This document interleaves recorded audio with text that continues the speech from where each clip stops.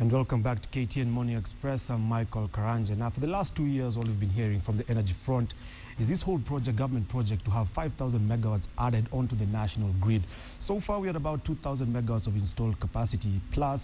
And we've talked to energy producers, but now we just talk to the people who are distributing it and the people that we have a love-hate relationship with, Kenya Power. And I'm now joined by Dr. Ben Chumo, the Managing Director of Kenya Power. Ben, welcome. Thank you, Michael. 1 year in office. How's the challenge been for Kenya Power so far in dealing with customers? Manageable, challenging but manageable. Yeah. We are making progress.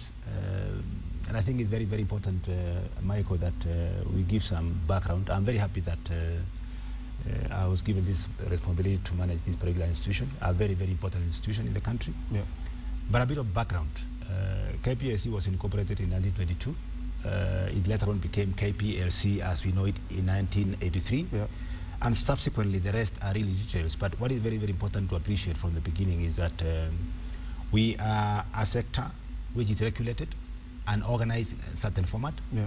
And just to give you a background information on how we are organized, top on matters policy is the Minister of Energy. And then we have the regulator, which regulates, among other things, a very important and sensitive function that the regulator does is regulating matters tariff. And so very, very important, Michael, from the beginning to know that KPLC doesn't set the prices.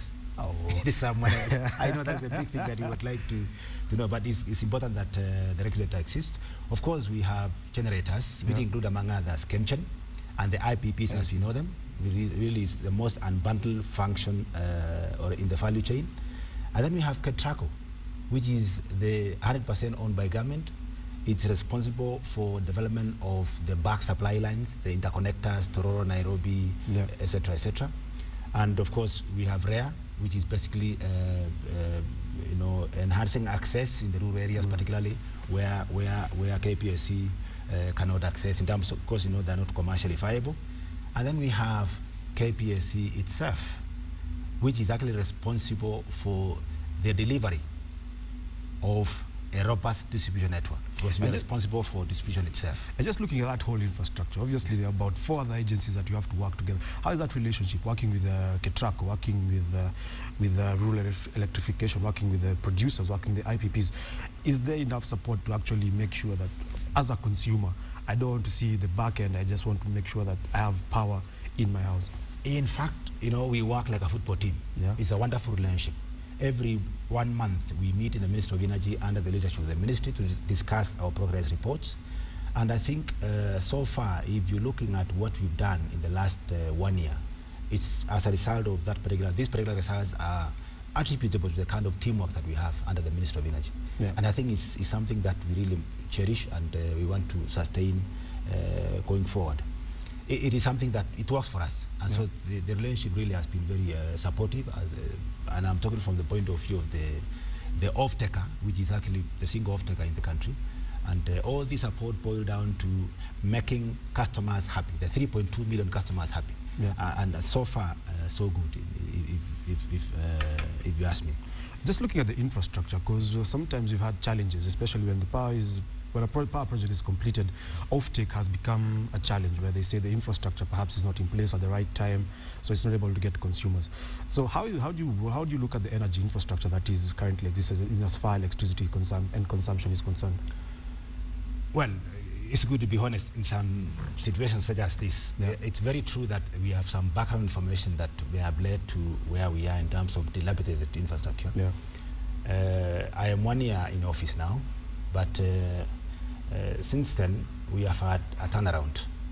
We have had support from donor community, and we have organized ourselves with a common understanding of coming back, looking at our infrastructure. Yeah. Following my appointment, what we did with the management team then was to evaluate the whole situation, identify what requires to be done.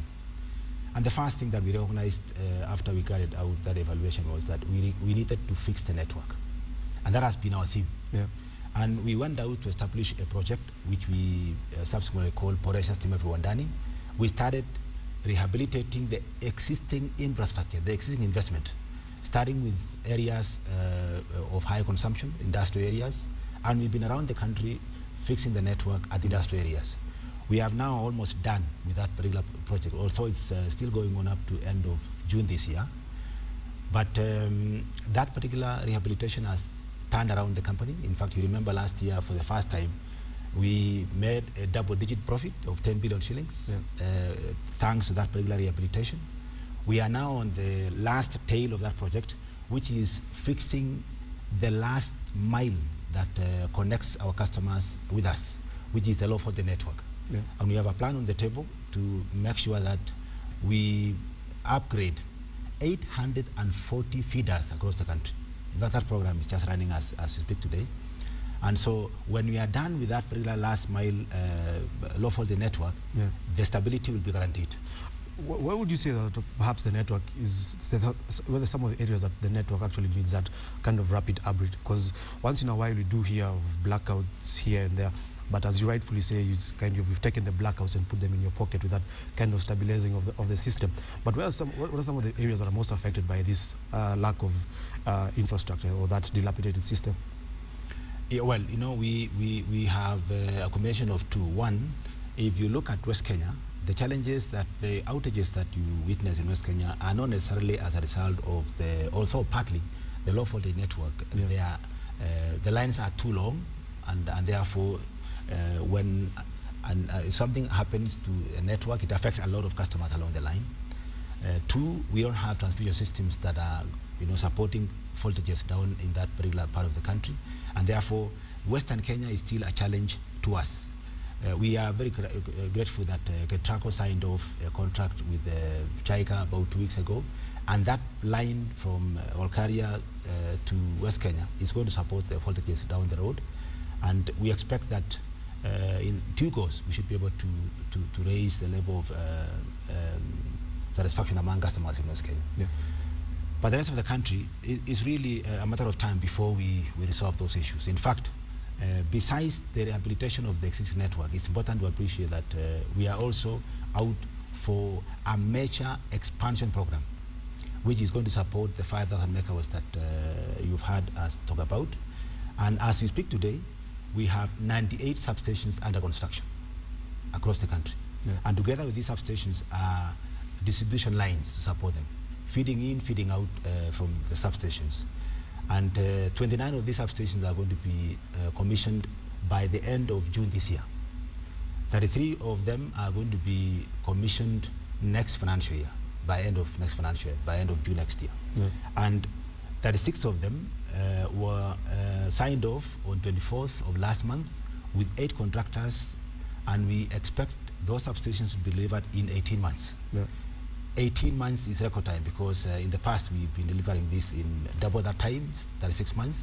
And so with those substations ready, we expect the distribution network to be robust enough to support not only the 5,000 megawatts that we are talking about, but to support the existing network and be able to guarantee our country reliable and quality supplies. Obviously, reliability is one of those key factors. Just looking at system losses, have you been able to fully address that?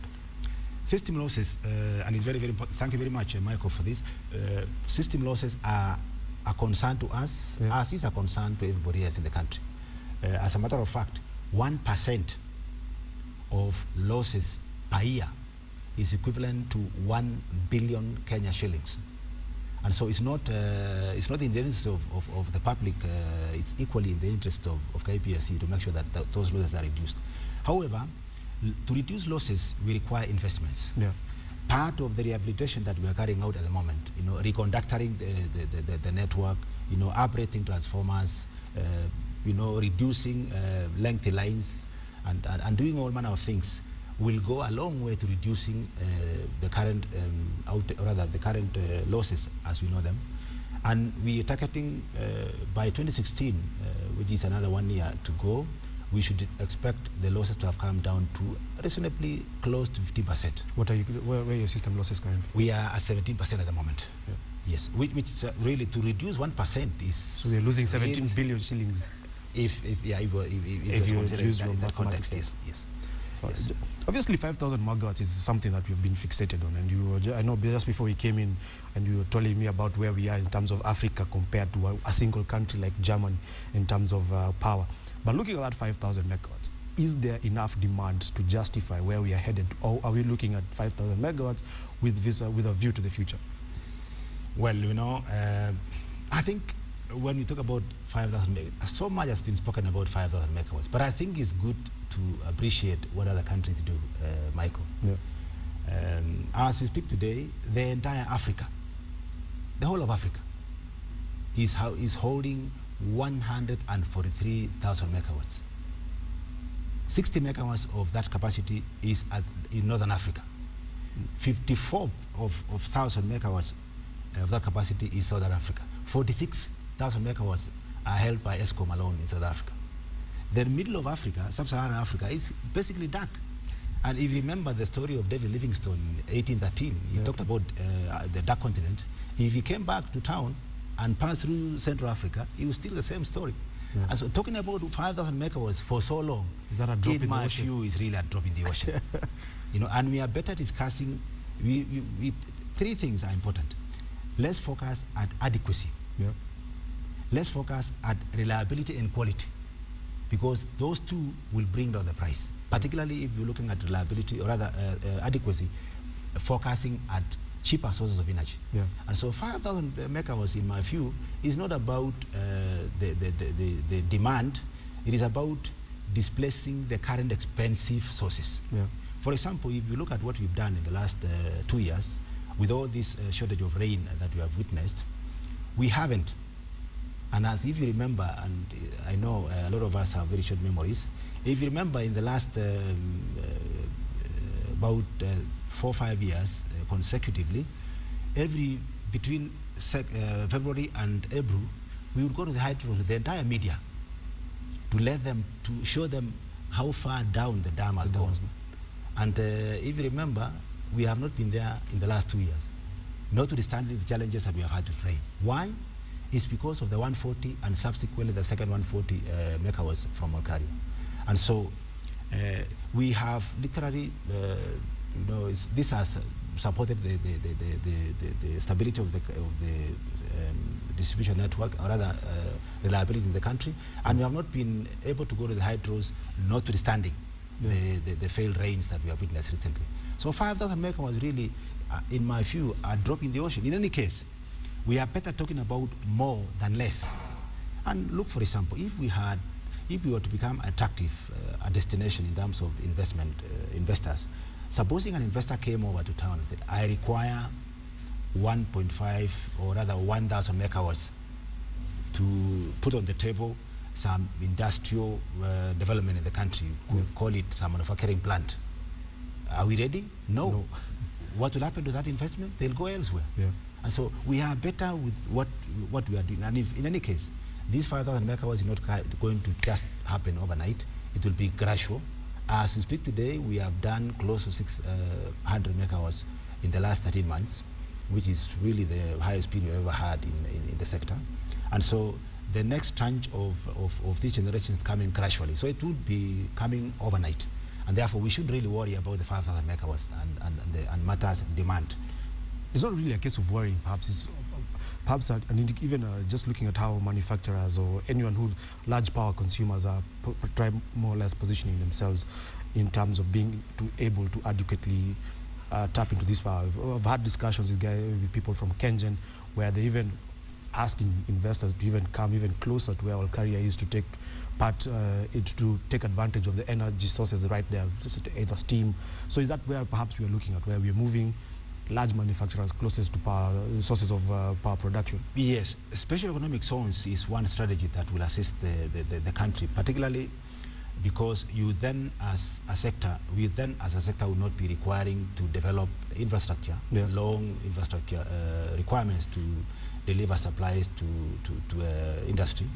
If you are, for example, to develop a special economic zone within Olkaria, within Afasha, there will be very short lines to those industries, and therefore the country will save the long-haul transmission systems to destinations where industry is, load centers like Nairobi, and subsequently then it will also be able to, we shall also be able to save what could have been, what losses that would have arisen from the long distances that would be delivering the supplies. and therefore it is a fairly very good strategy to consider and adapt. And the leadership has been talking about it, that we should attract industry within Naivasha. I think there are some programs going on between KEMGEN and Ministry of Energy to attract investors to Naivasha, and I think it's a very good thing, very, very important that we should be able to consider to consume this energy at short distance to reduce losses and to save resources on building infrastructure to distances that these load centers could be. Right. Just looking at all these projects that you've lined up, obviously I saw some time, I think in 2013, I think Kenya Power was talking about how almost 156 billion shillings in terms of capex investment in trying to upgrade the system and even expand it.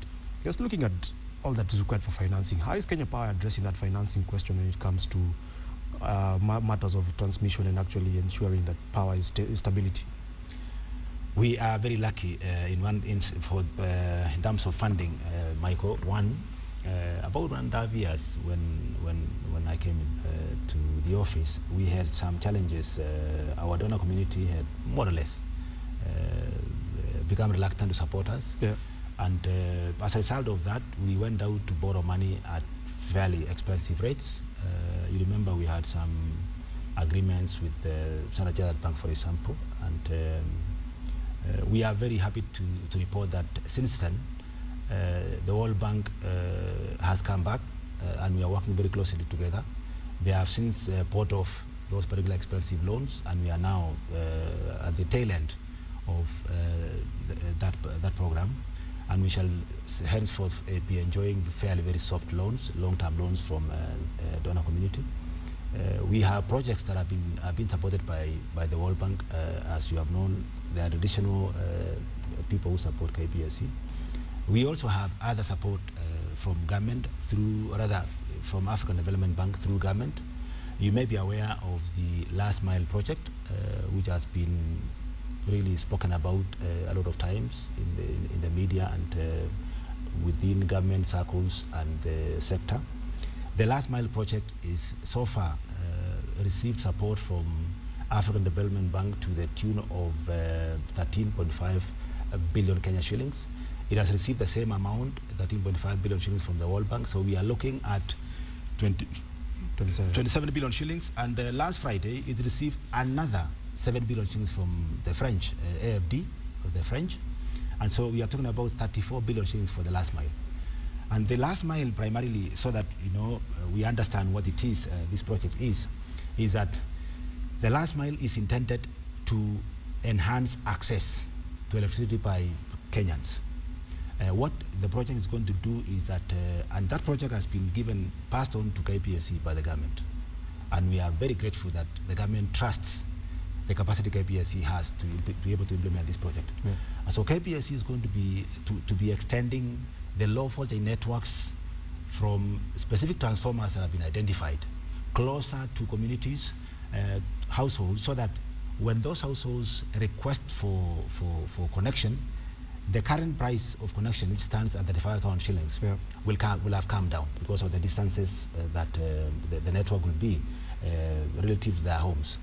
And with the reduced cost of connection, which has actually been the biggest handicap in the country in terms of access. Yeah. I mean, 35,000 shillings is not pocket money.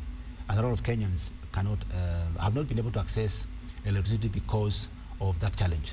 And so this last mile fund is really, project rather, is going to support the enhancement of access as we know it in the past. And with additional resources going forward, we should be able to reduce the cost. And the government is going to be announcing anytime soon. There's a team that is working between the government and the sector players with a view to announcing the right price with the support of this project, so that right price will be below the 35,000 shillings, and that really will make Kenyans access these supplies very single fast. digits in the 5,000? I hope, well, single digit would be too fast. Perhaps it would be important to appreciate that there are still these, materials are still expensive. And so what we're going to do for the first African Development Bank, the 13.5 billion Kenyan shillings, is that KPSC is going to take advantage of the existing transformers, 5,200 transformers, to connect close to 5,000 customers within the network. And the same will apply for the second tranche by the World Bank. Yeah. We are going to be building 12,000 kilometers of low voltage line. You can imagine how much materials we are going to be doing for that particular capacity. We might require, and this is good news for Kenyans who are doing wood poles, 140 millimeter square by 10 meters. We shall be requiring close to 500,000 wooden poles. That's a whole forest. It's a whole forest, as it were. Right. And so this will really, that last mile project will enhance access, as it were.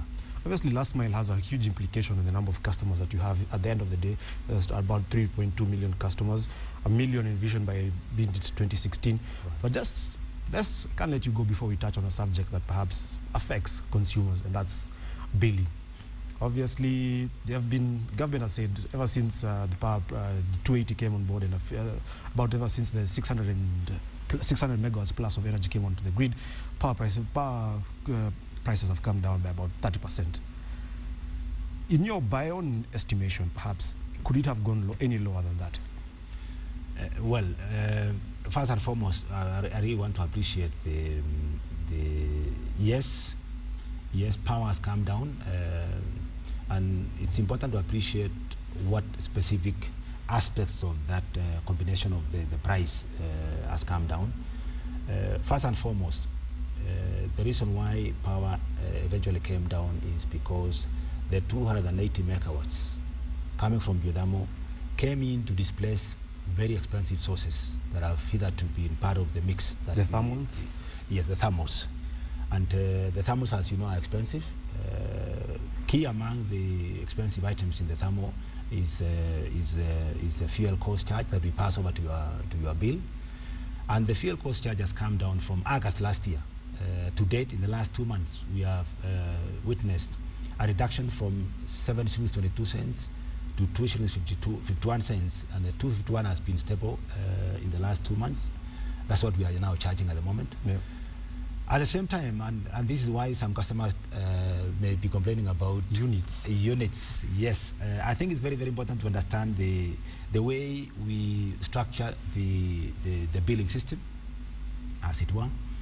We have a fixed charge, Michael, yeah, which is 150 shillings.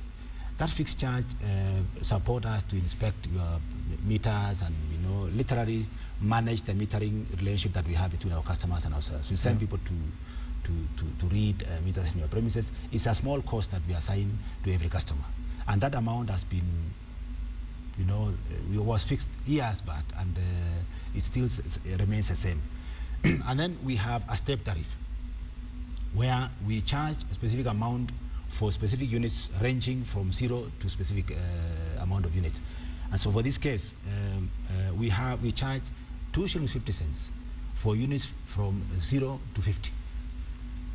And I guess the bigger question is, why do you bundle the next 51 to 1,500? I mean, the person who's consuming 51 is not the same as the person who's consuming 1,500 units of power to be charged about 13 shillings on the fuel cost charge. Yes, well, this, like I said earlier, Michael, we are, the process through which these tariffs are arrived at are not really KPSC alone. Yep. The regulator is part of this, and there are certain standards that are internationally accepted that tariffs are organized, and I think we are rated as the best, among the best countries in the world in that matters tariff. But let's understand the setup first, so that before we challenge how it's arrived. And so the first units, which are 0 to 50 units, are really a lifeline support system. Yep. It's 2 shillings 50 cents per unit, and then the second step is that of 51 units to 1,500 units. And that goes for 13 shillings 68 cents. Yeah. So when you're buying supplies, and this is why, of course, and beyond that, beyond the above 1,500 units are the more expensive industry, which we sell by unit 21 shillings 57 cents. And so when you're fending, for example, if you are using a prepaid meter, well, if you have not paid your bill, in some Kenyans take about 2 months or 3 months. You buy enough to last you 3 months. Yeah. When you go back to buy your supplies, the first amount in your payment goes into that standing charge of 150. And if you the second, of course, if you are buying less than 1,500, or rather 50 units, Yeah. then 2 shilling 50 cents. If you spill over, if you bought more, then you are charged more. And that's why Kenyans are yet to understand. So is it a relationship of now people are consuming more? By the way, if you ask me why Kenyans are, about 2-3 weeks ago, I heard in the media, we had this rumor that bills, or rather the cost of power has gone up. It wasn't the cost of power. If you look at your bill, you don't look at the bottom line without looking at the top line. Consumption. Because we have now enhanced reliability. Yeah. People are consuming more. And they are paying more for what they consume. It's the blackouts that you put in the pocket. Precisely, the blackouts that I put in the pocket. All right, Ben, I have to stop you there. But very many thanks for coming in and just explaining that where Kenya Power is, and in terms of trying to improve the stability, and whether that is actually our fault that we are consuming more for the prices that we are paying. Precisely. Thank you very much. That has been Dr. Ben Chumo, Managing Director, Kenya Power, just telling us more about what's been happening on the power front and how people can expect stability to come into the system, and how people can expect fewer losses from the system with investments going into the existing power infrastructure. We take a short commercial break, but don't go too far. Coming up next is the person of interest. State House spokesperson Manoa Esipisu will be our guest, so don't go too far.